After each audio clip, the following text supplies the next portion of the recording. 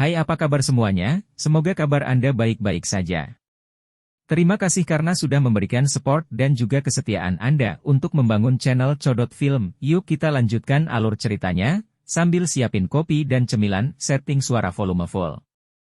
Gasken. Setelah meninggalkan ibu kota, terlepas dari apakah itu singa berkepala 9, Huoling Er, atau yang lainnya, mereka semua berjaga-jaga. Mereka menerima kabar bahwa ada orang yang berkomplot melawan Shi Hao. Tembok kota yang megah sudah jauh, dan mereka melakukan perjalanan di batas cakrawala tempat matahari jatuh. Mereka belum diserang. Bahkan di malam hari di kedai kota kecil, mereka masih tidak menemui masalah. Itu masih sangat damai, dan masalah yang mereka antisipasi tidak pernah terjadi. Saya menerima laporan bahwa hadiah besar ditempatkan di kepala Anda di Gedung Dewa Darah. Namun, aula pembunuhan tidak menerimanya dan menolak tulang simbol itu. Huoling Er menerima berita itu. Semua orang menghela nafas. Bahkan aula pembunuhan yang terkenal di wilayah gurun itu takut pada Shi Hao, tidak berani mengirim seseorang untuk mengejarnya. Ini membuat mereka semua takjub. Ketenaran Brother Shi jauh menjangkau dan benar-benar mengagumkan. Saudara-saudara ras bermata tiga itu sangat tersentuh. Gedung Dewa Darah bukanlah tempat biasa. Pembunuh ini semua berasal dari klan yang berbeda, dan mereka sangat kuat. Dikabarkan bahwa selama bertahun-tahun terakhir, hanya sedikit orang yang selamat dari serangan mereka. Pada puncaknya, mereka bahkan berani mengambil kepala ahli tertinggi. Bagus bahwa tidak ada hal buruk yang terjadi. Bagaimanapun, orang-orang ini sangat bahagia. Tidak ada yang ingin hidup saat menderita serangan konstan. Pembunuh yang mundur secara alami adalah hal yang baik. Alam pengaturan formasi adalah ambang batas yang sangat sulit untuk ditembus. Shi Hao ingin mengurangi waktu dan memasuki level tinggi, jadi dia secara alami akan menggunakan resep pil klannya. Kekurangannya saat ini adalah berbagai jenis obat spiritual. Inilah yang paling mendesak, jadi dia secara alami harus pergi dan mengumpulkan apa yang dia butuhkan. Negara api memiliki beberapa gunung dan sungai yang terkenal. Saya ingin secara pribadi memilih beberapa obat, kata Shi Hao. Dia berkonsultasi dengan Huoling Er. Gunung dan sungai apa yang terkenal? Tidak perlu pergi ke tempat-tempat itu untuk mengumpulkan obat-obatan spiritual. Cukup dengan membelinya langsung. Huoling Er memberitahunya. Bagaimana mungkin ahli perbaikan obat sejati punya waktu untuk memilih sendiri bahan-bahannya? Mereka akan selalu memiliki orang-orang tertentu yang menyiapkannya untuk mereka. Ayo pergi ke ibu kota obat, kata singa berkepala 9. Dia sedikit lebih akrab dengan tempat ini, karena tempat kelahiran dan rumahnya agak dekat. Ibu kota obat adalah tempat yang sangat kaya dan terkenal. Tradisi mereka telah diwariskan sejak lama. Dari zaman kuno sampai sekarang, mereka selalu terkenal. Ini bukan sekte, tetapi masih memiliki aturan dan kebiasaannya sendiri. Itu adalah kota kuno yang terletak tepat di perbatasan negara api. Banyak ahli pengobatan akan berkeliaran di sekitar tempat ini, jadi tentu saja ada banyak obat spiritual di sini juga. Rumor mengatakan bahwa ini adalah tempat kelahiran dewa obat. Sebelumnya, Shi Hao tidak terlalu mengerti tentang tempat ini. Setelah mendengarkan mereka, dia menjadi semakin tertarik. Dia bisa menukar banyak obat spiritual di sini dan meningkatkan kekuatannya. Aku juga pergi, kata burung merah besar. Awalnya datang demi menemukan master, tapi ini juga di sepanjang jalan. Tanah leluhur negara api juga berada di arah itu. Mereka tidak berhenti di sepanjang jalan.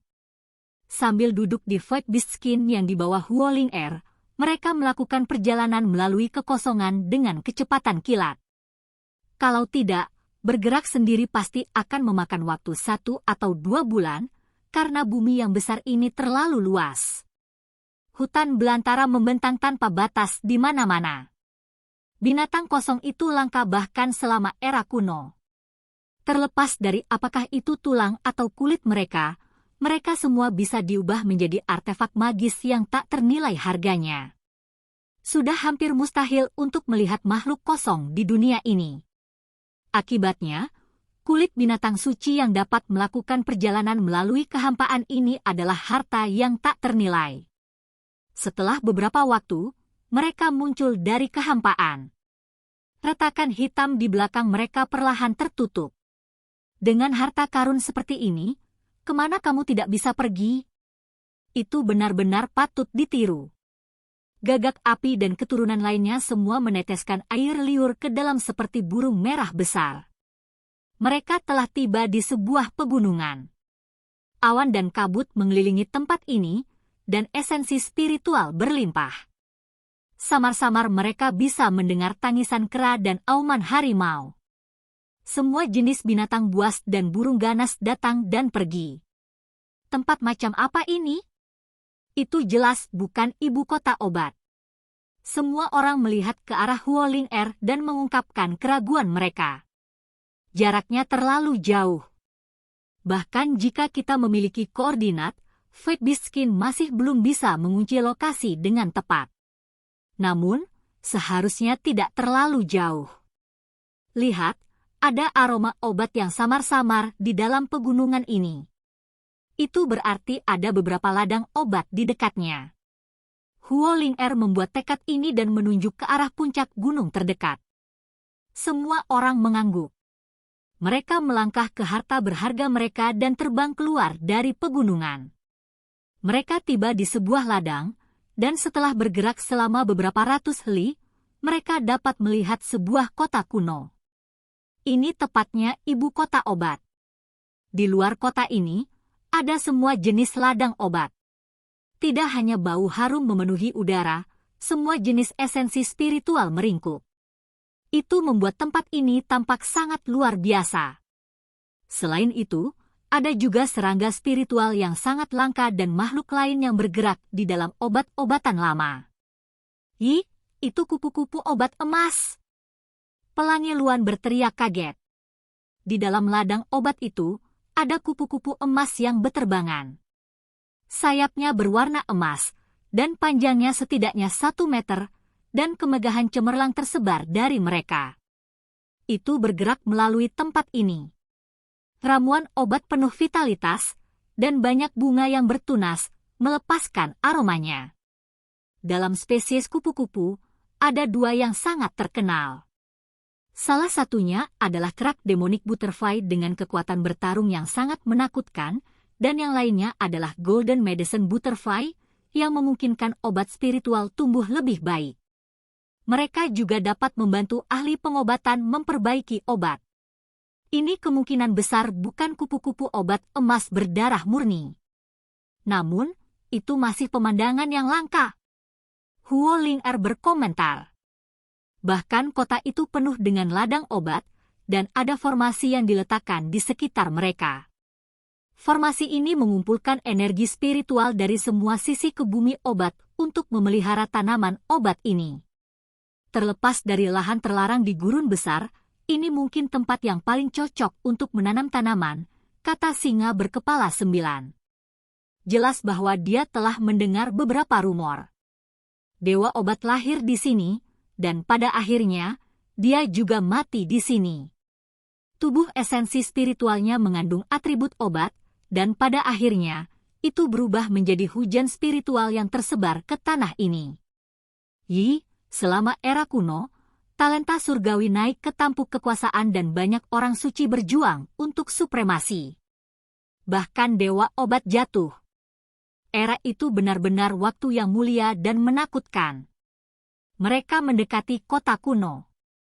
Tembok kota tidak setinggi itu, dan beberapa bagian bahkan runtuh menjadi reruntuhan. Sepasang gerbang kota telah lama menghilang juga, dan terbuka lebar begitu saja.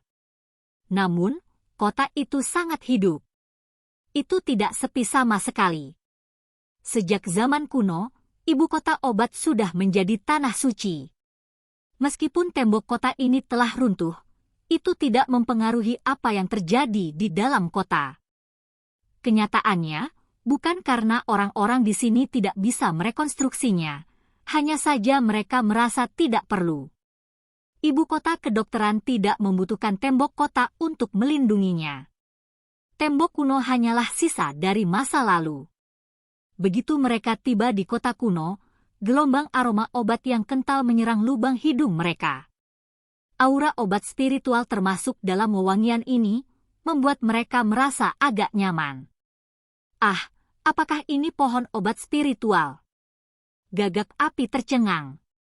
Ada pohon kuno di sisi jalan utama kota. Batangnya begitu tebal sehingga orang bahkan tidak bisa memeluknya. Itu memiliki aura kuno, dan daun hijau seluruh pohon melepaskan lampu hijau. Selain itu, ada beberapa kuncup bunga besar yang mengalir dengan cahaya warna-warni yang berkilauan dan mengeluarkan aroma. Gagak api telah mendengar desas-desus bahwa ada beberapa obat kuno di ibu kota obat yang mengalami transformasi. Beberapa tumbuhan spiritual tumbuh menjadi pohon, dan mereka telah ada untuk waktu yang sangat lama. Ramuan spiritual ini telah hidup selama 5.000 tahun. Pada akhirnya itu tidak berubah menjadi obat ilahi, tetapi secara bertahap menumbuhkan spiritualitas dan menjadi pohon obat. Ada beberapa obat tua yang telah hidup selama bertahun-tahun yang tampaknya tak berujung. Namun, mereka yang bisa menjadi pohon dan membebaskan diri dari bentuk masa lalunya sangat jarang. Menurut pemahamannya, ramuan spiritual ini disambar petir, dan selain itu, ia memperoleh baptisan cairan kesusahan surgawi. Ini memungkinkannya untuk bermutasi dan berubah menjadi bentuknya saat ini. Shi Hao secara alami tahu betapa berharganya cairan kesengsaraan petir. Saat itu, di dalam paviliun mending surga, leluhur tua Mu Yan mengajarinya teknik kilat. Selain itu, demi Shi Hao, tetua membawanya ke langit hujan untuk memperbaiki cairan kesengsaraan petir ini. Itu sangat berbahaya dan sulit didapat.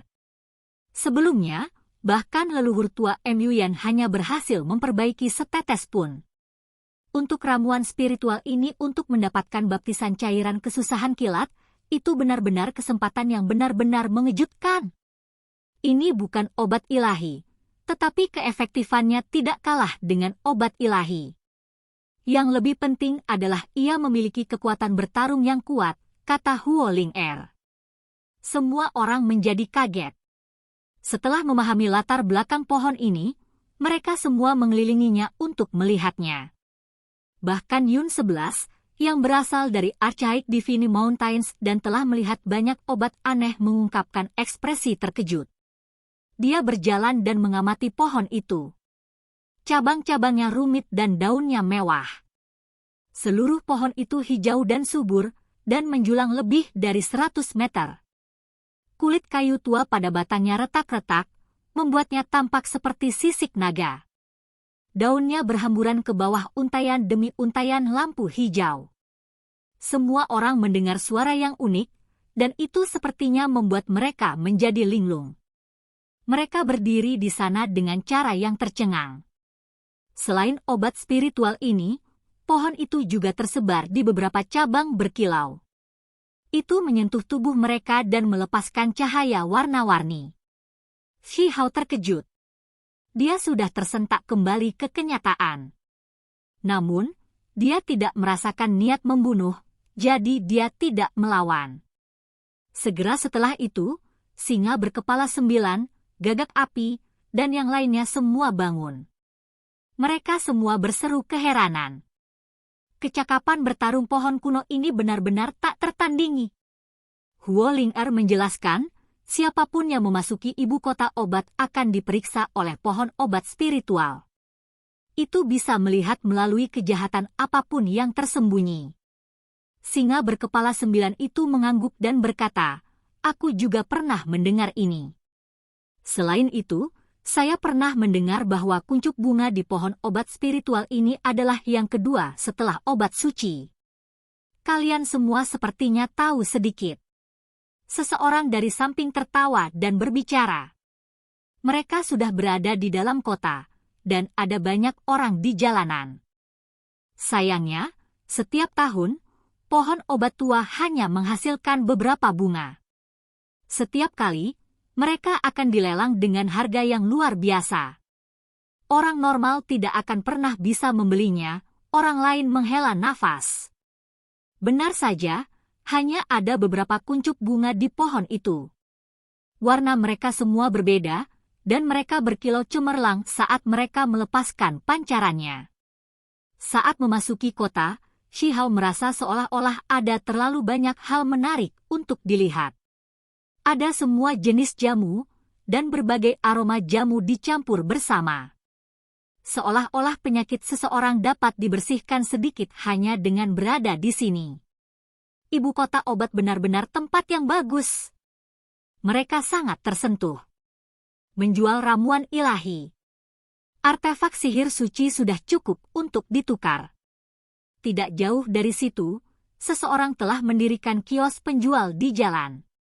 Ini membuat burung merah besar dan yang lainnya tercengang. Apakah benar-benar ada ramuan ilahi? Di tempat ini, kamu harus pandai membedakan mana yang asli dan palsu. Seseorang harus dengan hati-hati membedakan keduanya. Seseorang mengingatkan. Beberapa orang segera mengerti bahwa bahkan jika itu adalah ibu kota obat, akan ada banyak ramuan palsu yang dibawa keluar. Tentu saja, obat-obatan unik dan tak tertandingi yang sebenarnya masih akan muncul. Kupu-kupu obat emas, unik dan tiada bandingnya. Hanya ada sepasang ini, jadi jika Anda ingin membeli, cepat dan menawar harganya. Di sisi lain, seorang tetua memeluk wadah batu giok sambil menjajakan apa yang dia miliki. Shihao dan yang lainnya pindah untuk melihatnya. Mereka hanya melihat dua ulat di dalam wadah batu giok, membuat mereka sedikit kehabisan kata-kata. Anak muda, pernahkah kamu mendengar tentang menembus kepompong dan berubah menjadi kupu-kupu? Kupu-kupu obat emas ini masih dalam tahap masa kanak-kanak, belum mengalami transformasi apapun. Penatua itu semua tersenyum. Siapa yang kamu bodohi? Kamu bahkan berani membodohi orang lain dengan dua serangga. Burung merah besar itu tidak yakin. Wajah sesepuh itu tenang tanpa tanda-tanda malu. Saya hanya menyampaikan fakta. Jika kupu-kupu obat emas asli dapat ditemukan di dunia ini, maka itu pasti ada di ibu kota obat. Itu mungkin hanya seekor ulat yang telah berhibernasi selama bertahun-tahun tanpa akhir. Mereka tidak tinggal di sini dan melanjutkan perjalanan mereka. Segera setelah itu, mereka berhenti lagi dan melihat ke arah tanaman obat yang aneh. Ada ladang obat kecil di sini. Banyak orang berbaris dengan tertib, menunggu untuk memperbaiki obat. Namun, yang mengejutkan adalah orang yang memurnikan obatnya adalah tanaman anggur kuno. Apa yang sedang terjadi? Shihao dan yang lainnya terkejut. Di atas pohon anggur kuno ini, ada bunga berbentuk kuali obat. Itu adalah perunggu yang bersinar, dan selain itu bisa menyala dan melepaskan api. Begitu mereka yang mengantri menempatkan ramuan obat mereka di dalam, kuali bunga perunggu akan mulai memperbaiki obatnya. Itu sangat menakjubkan.